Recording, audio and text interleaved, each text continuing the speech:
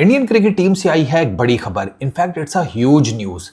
Sarfaraz Khan is back in the Indian cricket team. भाई साहब, ये कैसे हुआ बे? हैं?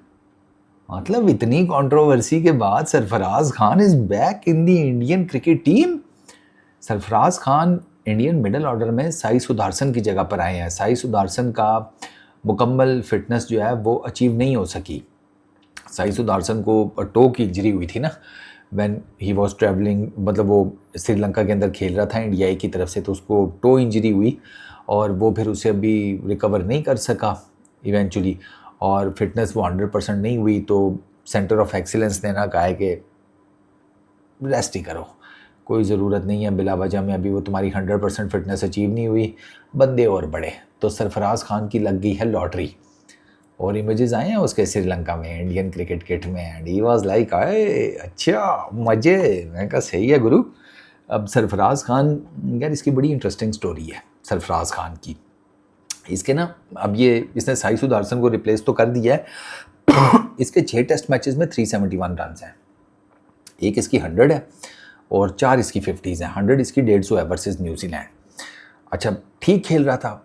इसको बॉर्डर गवास्कर ट्रॉफी में भी सिलेक्ट किया।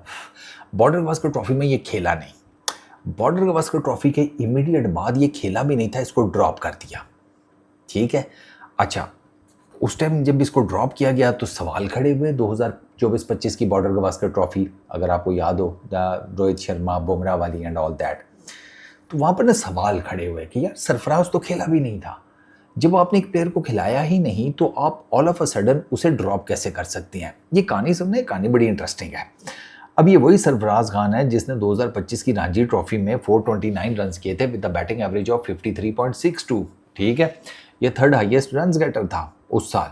इसकी फर्स्ट क्लास की जो बैटिंग एवरेज है दैट इज 64.73। मिनिमम 50 इनिंग्स का बैटर कोई भी हो उसमें ये सबसे ज़्यादा बैटिंग एवरेज है इंडिया की फर्स्ट क्लास की हिस्ट्री की। ये एक सीज़न, 2 सीज़न, 5 साल, 10 साल की मैं बात नहीं कर रहा। His first class average of 64.73 is among the highest for players to have played at least 50 innings. तो सरफराज के नाम का तो डंका बजता है रणजी में, वी ऑल नो दैट। अब हुआ क्या, बॉर्डर गवास्कर ट्रॉफी के बाद ना मीडिया ने ना कोई आगे चेक किया, भाई सरफराज खान को क्यों ड्रॉप कर दिया, तो कुछ चीज़ें निकल कर आईं। जैसे एक बहुत बड़ी कंट्रोवर्सी ये जनरेट हुई कि सरफराज खान ने 2 के ये खेला तो नहीं था बॉर्डर गवास्कर ट्रॉफी, लेकिन चूंकि ये ड्रेसिंग रूम का पार्ट था तो इसके बारे में ये कहा गया, मीडिया में ये खबरें सामने आई कि इसने ड्रेसिंग रूम की बातें मीडिया को लीक की हैं। सरफराज पर ये इल्ज़ाम लगा था, ये इल्ज़ाम कभी प्रूव नहीं हुआ। कीप इन माइंड, ये इल्ज़ाम सरफराज पर लगा लेकिन कभी प्रूव नहीं हुआ कि इसने वाकई ही में ड्रेसिंग रूम की बातें मीडिया को लीक की हैं। गौतम गंभीर को बताया ये गया कि जी सरफराज ने मीडिया को लीक की हैं ड्रेसिंग रूम की बातें, और फिर वो शायद गौतम गंभीर ने इसको ड्रॉप कर दिया। ये सारा कुछ मीडिया में आया। एक चीज़ ये, अब जब सरफराज ड्रॉप हुआ ना तो उसको पॉलिटिकल मुद्दा दे दिया। मतलब पॉलिटिशियन तो आपको पता है वो तो दस्ती इस तरह का मौका ढूंढ रहा होता है। तो जैसे ही सरफराज को ड्रॉप किया गया, जो मुस्लिम पॉलिटिशियंस थे वो खड़े हो गए, उन्होंने कहा इसके सरनेम की वजह से इसको ड्रॉप किया है। मतलब वही रिलीजन की बेस के ऊपर ना वो आ गए कि ये इस वजह से इसको ड्रॉप किया गया एंड ऑल दैट। सरफराज का जो ड्रॉप होना था वो पॉलिटिकल मुद्दा बन गया। अच्छा, फिर आगे इसके फिटनेस के मसाइल कि यार इसकी बैटिंग बहुत अच्छी है, सारा कुछ है, लेकिन इसके फिटनेस के मसाइल हैं। सरफराज थोड़ा सा ज़रा गोलू मोलू था ना, फ्लफ़ी, ठीक है ना, बल्कि नहीं था यार, बल्कि तो एक और चीज़ बन जाती है। ही वॉज लाइक फ्लफ़ी, ठीक है ना, हेल्दी, थोड़ा सा ज़रा ज़्यादा।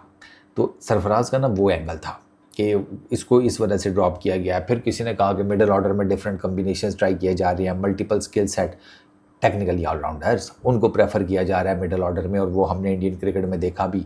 तो इस वजह से सरफराज को जो है वो साइड पे कर दिया गया है। अच्छा जी, वो सारा कुछ हुआ।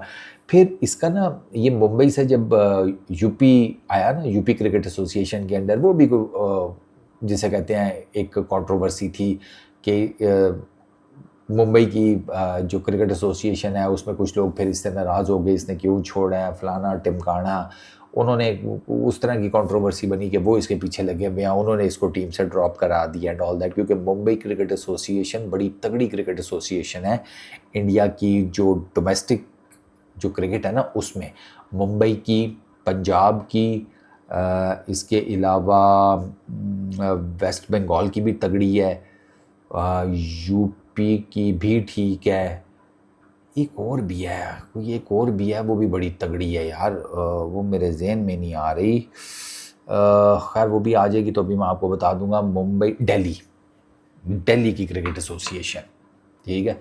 तो ये ना कुछ 3-4 ना बड़ी तगड़ी क्रिकेट एसोसिएशन है और इनका सिक्का चलता है, टू बी वेरी ऑनेस्ट इनका सिक्का चलता है। क्योंकि आप देखें ना इंडिया में जो लोग, जो प्लेयर्स आते हैं इससे डोमेस्टिक क्रिकेट से ऊपर, आप उसमें देखें ज़्यादातर आपको इन्हीं क्रिकेट एसोसिएशंस के अंडर खेलते हुए नज़र आएंगे और वो फिर आपको पता चल जाता है कि क्या चक्कर है। सरफराज जब ड्रॉप हुआ तो सरफराज ने ना अपने इंस्टाग्राम के ऊपर पोस्ट डाली, स्टोरी डाली थी शायद, ये साइड कि मैं मे बी फिट नहीं हूँ लेकिन मैं अपना 100% दूंगा, मैं लड़ूंगा with everything I have got. Sarfaraz ने ये पोस्ट किया, इसके वालिद ने पकड़ के सिलेक्शन कमेटी को रगड़ा लगा दिया। हाँ, इसके वालिद ने सही पेला था सिलेक्शन कमेटी को, हाँ, हर साइड से, सामने से, पीछे से, दाएं से, बाएं से, ऊपर से, नीचे से। नौशाद साहब तो ऐसे चढ़े हैं ना जैसे 3 महीने का भूखा खाने पे चढ़ता है, सीरियसली उन्होंने तो सही जई की। तो खैर वो फिर मामला उसी तरह चलता रहा। अब तो सरफराज ने अपनी फ़िटनेस के ऊपर भी बहुत ज़्यादा काम किया है और उस फिटनेस के ऊपर काम करने से प्लस इसकी जो हिस्ट्री है रणजी ट्रॉफ़ी की, जिस तरीके से ये खेलता हुआ आ रहा था, प्लस न्यूजीलैंड के अगेंस्ट बड़ी ज़बरदस्त इसकी तो डेब्यू में सेंचुरी लगने लगी थी। वो तो जडेजा ने, आपको याद नहीं, रन आउट करा दिया। जड्डू को बहुत गालियाँ पड़ी थी यार, जड्डू बेचारा वॉज लाइक कि यार इससे तो बेहतर था मैं ही रन आउट हो जाता। बट खैर the good thing is Sarfaraz is back and I really hope कि वो खेले भी और तगड़ा परफॉर्म करे। ये दोनों भाई बहुत कमाल के बैटर हैं, बहुत कमाल के। अब इसमें ना किस्मत का भी बड़ा अमल दखल होता है। आई रियली होप कि सरफराज की जो किस्मत है ना वो भी चमके, किस्मत भी चमके, इसका बल्ला भी चमके। तो मैं ये चाहता हूँ कि ये ना तगड़ी बारियां लगाए ताकि जो भी कंट्रोवर्सी थी ना इसको ड्रॉप करने के पीछे, उस कंट्रोवर्सी का ये अपने बैट से जवाब दे। इस वीडियो में इतना ही, पीस आउट।